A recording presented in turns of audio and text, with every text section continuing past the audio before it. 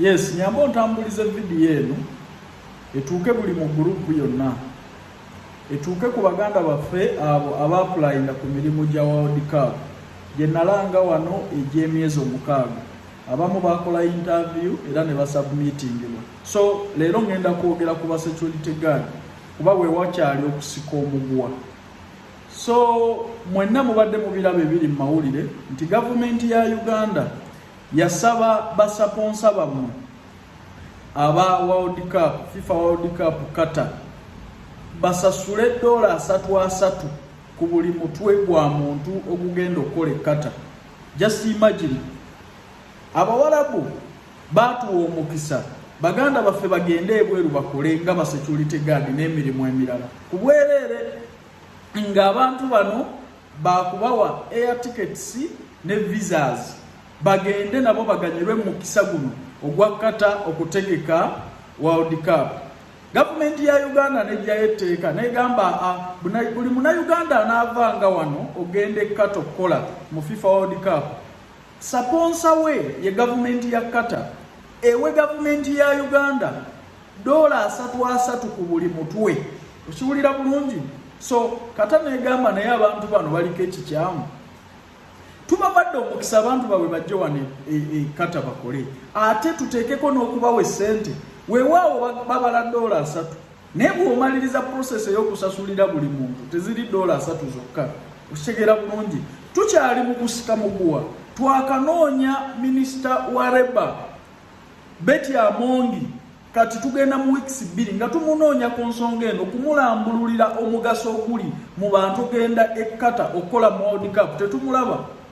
Okitegeera bulungi? So omulimu guno gukyali stuck naddala kuba security guard naye abalala process zitambula. Ekyokubiri tubeere bagumiikiriza kubanga tugenda kulwana okulaba nti gavumenti etegeera omuntu ogenda okukola nga security guard mu FIFA World Cup. Lwaki ate omuwalabu amuwadde omukisa agendera obwerere ate era bamukyajinga akasente? Kati olaba nti abantu bano abatwala abakozi mu FIFA World Cup bali Kenya. Baba na Kenya batandise n'okufuna visa zaabwe naye wane Uganda nti buli omu ayagala okulya. Oli akuwadde omulimu gwa bwerere ate oyagala ne akutwalidde abaana bo nga tebataddeemu ate oyagala yakuteekemu sente azikuwe. So gavumenti ya Uganda mwatuswazizza nnyo mu kino naye mbasuubiza nti tujja kulwana mujja kutambula ate sente $3 abawalabu tebajja kuzisasula. Mwagale oba temwagala buli wamu ne mwagala okubbirawo oli aleese opportunity genda okugasa abantu bannansi era ne mulaba nti nawo musobola okumubbirawo mumugyeko $3.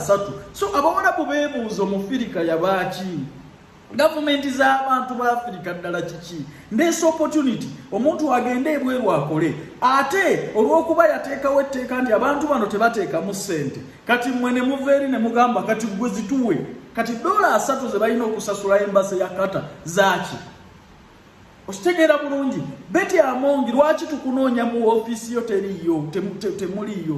Mumanyi Abannayuganda be mugenda okufiiriza abandikoze nga ba security guard mu FIFA World Cup ne bakyusa obulamu bwabwe. So Bannayuganda mwenna mubeere bagumu tujja kulwana paka ku muntu asembayo okulaba nga $3 ezitandise n'okutumisa visa ze Qatar kati nga bazijjawo. Okulandi Bannayuganda bagenda baganyirwe mu FIFA World Cup ensinga Kenya n'ensi endala zireme kutekinga advantage. Tujja kulwana ku ofiisi yo tujja kusula paka lwe tunaakulaba kubanga kati mwekweka bwekwesi bw'otuuka ku ofiisi taliyo bw'otuuka ku ofiisi ya minisita taliyo bw'otuuka ku yewareba taliyo. Lwaki temulaba mugaso guno? Ye $3 ze muteeka ku bawalabu basasulire abantu be bawadde visa ku bwerere zaaki?